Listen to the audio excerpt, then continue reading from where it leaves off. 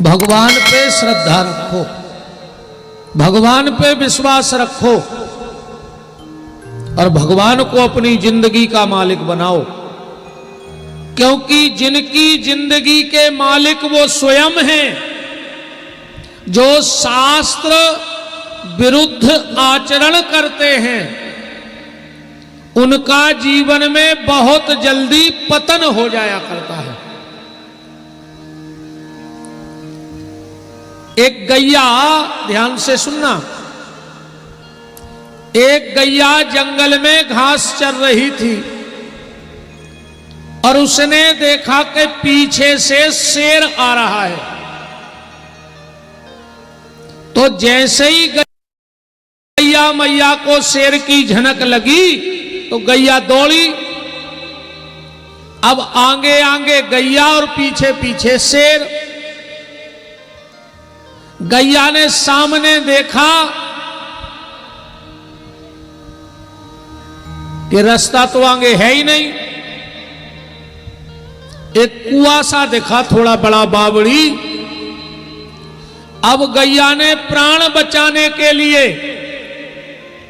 उस बावड़ी में छलांग लगा दी और जल्दी जल्दी में शेर ने भी छलांग लगा दी उसमें गैया को खाने के लिए। अब वो था दलदल। अब गैया भी धीरे धीरे उसमें धंसने लगी और शेर भी उसमें धंसने लगा। खाली शेर का मुंह निकला और गैया का मुंह निकला। अब शेर गैया के पास में भी है पर गैया को खा नहीं पा रहा है, क्योंकि दोनों दलदल में फंस गए। तो गैया मैया ने कहा कि क्यों शेर, तेरा कोई मालिक है? शेर ने कहा, मेरा कौन मालिक हो सकता है, मैं खुद मालिक हूं। मैं जंगल का राजा हूं, मैंने कभी किसी की दास्ता स्वीकार नहीं की, मैं स्वयं अपने आप में बलवान हूं। शेर ने कहा, तुम ऐसा क्यों पूछ रही हो? गैया ने कहा, बस यही तुमने जिंदगी में गलती कर दी कि तुमने किसी को अपना मालिक नहीं बनाया। शेर बोला, मतलब? बोले, तुम्हारा कोई मालिक है? गैया ने कहा, देखते जाओ, अभी जब शाम को हम घर नहीं पहुंचेंगे तो जो हमारा मालिक है, जो हमें रखता है घर में, वो जब देखेगा कि हमारी गैया नहीं आई तो हमें ढूंढते ढूंढते आएगा और हमें बचा ले जाएगा, क्योंकि मेरा कोई ना कोई मालिक है। और हुआ भी ऐसा ही। तुरंत उस गैया का मालिक आ गया। उसने देखा मेरी गैया फंसी है तो 4-6 लोगों को बुला के गैया को निकाल लिया। शेर ने कहा, हमें भी निकाल लो। लोग बोले, तुम निकलोगे और हमें खा जाओगे, इसलिए तुम मर जाओ। मतलब सीधा ये है कि हमारा हृदय गाय बन जाए और इस हृदय रूपी गाय का मालिक बना दो परमात्मा को। अगर इस संसार के विषय वासनाओं के दलदल में कभी ये हृदय धंसने लगेगा तो हमारा मालिक हमें आकर के बचा ले जाएगा। पर आज हमारा हृदय गाय नहीं है, हमारा मन अहंकार रूपी शेर बन गया है। ये अपने आप को ही मालिक समझ बैठा है। आदमी अपने आप को मालिक समझ बैठा है और उसी चक्कर में अब हमारा बचाने वाला भी हमें नहीं आ रहा है। कोशिश करिएगा कि यह हृदय गाय बने तो इस संसार के विषय वासनाओं के दलदल से परमात्मा हमें और आपको बचा ले जाएंगे। तो नाम जप करते रहिए। नाम जप से क्या होगा? देखो, एक बात और बताएं आपको, आपको बुराई छोड़ने की जरूरत नहीं है। आप तो सिर्फ भजन करने लगो बुराई अपने आप छूट जाएगी। तुम बुराई छोड़ने की कोशिश भी करो तो छोड़ नहीं पाओगे, क्योंकि नाम जप की कमी है, भजन की कमी है। तो तुम तो भजन बढ़ाओ, जैसे जैसे भजन बढ़ेगा और ये बुराइयां अपने आप तुमसे दूर हो जाएंगी। उदाहरण ऐसे ले लो, किसी को कोई फोड़ा हो जाए तो उस पे बाद में पपड़ी जम जाती है ऊपर। अब अगर उसको तुम जबरदस्ती कुरेदोगे तो वो घाव फिर से ले बैठ। अगर तुमने जबरदस्ती वो जख्म की पपड़ी निकाली तो घाव फिर बन जाएगा। तो क्या करें? बोले उसको उसके हाल पे छोड़ दो। जैसे जैसे भीतर से घाव पकेगा और तुम्हें पता नहीं लगेगा कि पपड़ी कब छूट गई, अपने आप छूट जाए। ऐसा ही ये संसार की आए बुराई, तुम तो भीतर से भजन बढ़ा दे, ये बुराई कबे छूट जाए तुम्हें खुद पता नहीं पर। अरे ऐसे समझ में ना आए तो ऐसे समझो, एक बुजुर्ग दंपत्ति पति पत्नी रहते थे, तो 4-5 लड़के आए और आकर बोले कि बाबूजी तुम्हारे यहां कोई कमरा है किराए से? तुम दोनों पति पत्नी ने सोचा कि हम भी बूढ़े हैं, ये बच्चे रहेंगे तो हमें भी थोड़ा सहारा मिल जाएगा, और मकान पूरा खाली पड़ा ही है। लड़कों ने कहा कितना किराया है? बोले 5,000 रुपए किराया है 2 कमरों का। दोनों लड़कों ने कहा मंजूर है, हम लोग रहेंगे।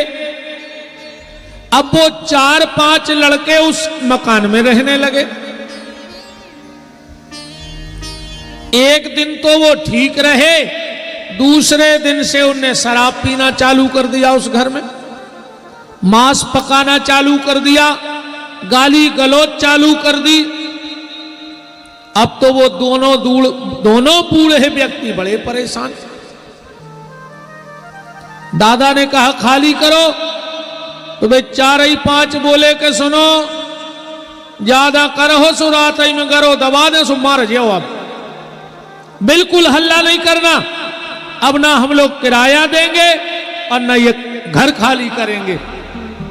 अब बेचारे बूढ़े आदमी क्या करते?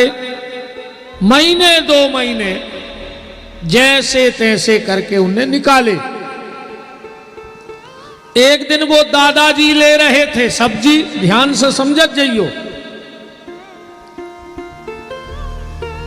तो एक गाड़ी रुकी, उसमें एक साहब बैठे थे। ठेला वाले से बोले क्यों, यहां मोहल्ले में कोई 1-2 कमरे खाली हैं? वो बोलो साहब पता करने पर आप हो कौन? बोले हम दमोह के नए एसपी हैं, हमारा जो सरकारी क्वार्टर हमें अलर्ट होना है वो 4-5 दिन बाद मिलेगा, और हमारे पत्नी बच्चे निकल आए हैं वहां से, तो 2-4 दिन को रहना है हम लोगों को बस। तो वे दादा बोले कि साहब हमारे डरे हैं 2 कमरा, आप बने रहो। साहब बोले किराओ, बोले चुन्नी नहीं चाहने आप तो आके रहो। अरे बाल बच्चे 2-4 दिन बने रहो को काय को किराओ? तो ठीक है आप सफाई करवाओ, हम पत्नी बच्चों को लेके आएंगे, रात में आ जाएंगे, सुबह सुबह तक हम लोग आ जाएंगे। पता लिखवा दिया।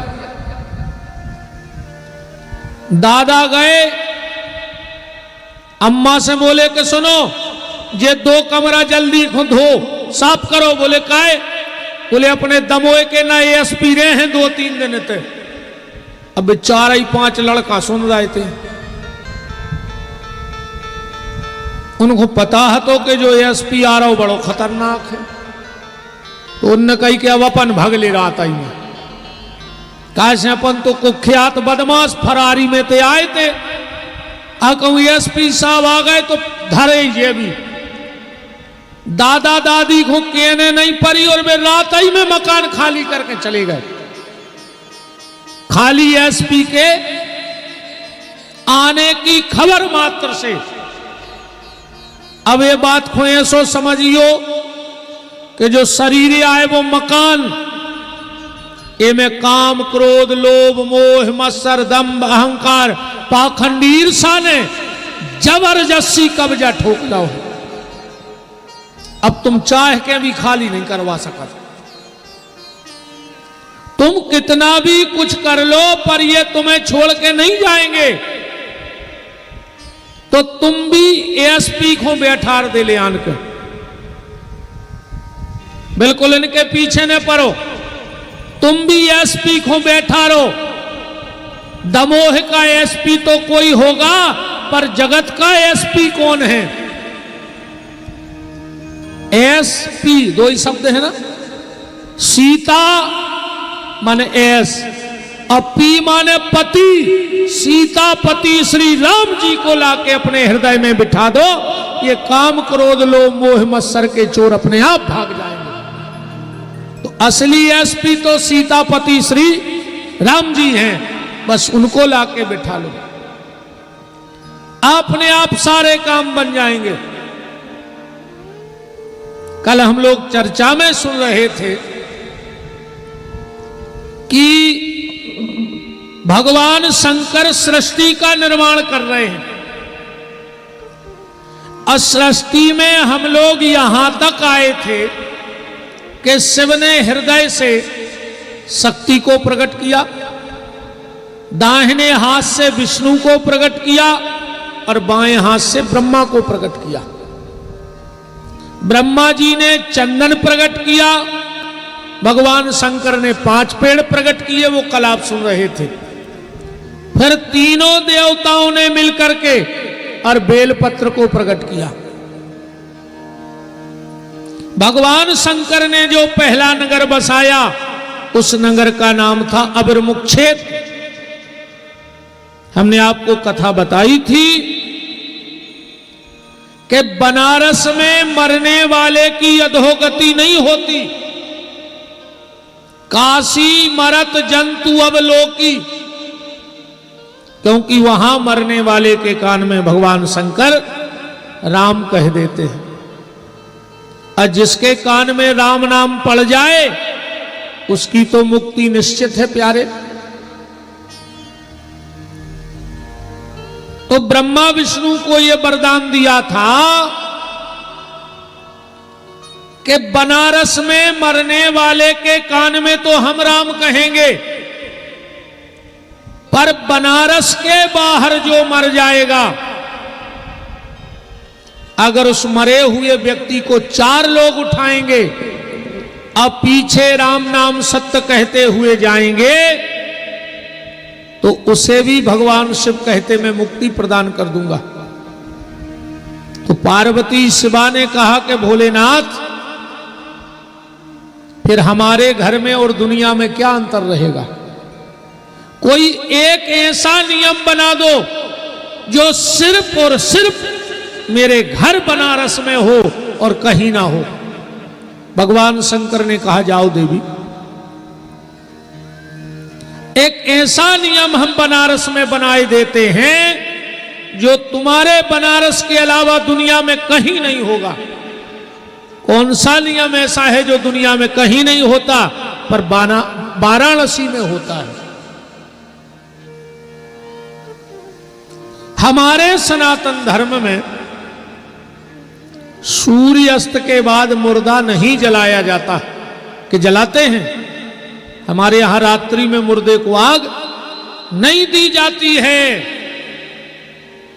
पर बनारस में मणिकर्णिका घाट एक ऐसा घाट है जहां 24 घंटे मुर्दे जलाए जाते हैं। जो बनारस गए होंगे उनको पता होगा। कभी जाओ तो वहां जरूर जाना, दिन रात मुर्दे जलते हैं। 10-20 अर्थी तो वे पेल से बना के तैयार कर ले तो तक, क्योंकि पूरी दुनिया से लोग, कई लोगों की इच्छा होती है कि मेरा अंतिम संस्कार बनारस में मणिकर्णिका घाट पे हो जाए। तो ये नियम भगवान शंकर ने बना दिया, क्योंकि काशी का महत्व अपने आप में विलक्षण है। हम आपको एक काशी का महत्व सुनाएं कि काशी का महत्व क्या है। काशी में सदन कसाई रहता था, जो मांस का व्यापार करता था, मांस बेचता था, पर सदन ने कभी मांस खाया नहीं। बेचता जरूर था क्योंकि उसका कर्म था, पर उसने कभी मांस खाया नहीं जीवन में। एक दिन सदन की दुकान के सामने से एक महात्मा जी निकले और क्या देखा कि सदन जोन तखरिया से मांस तोलत है,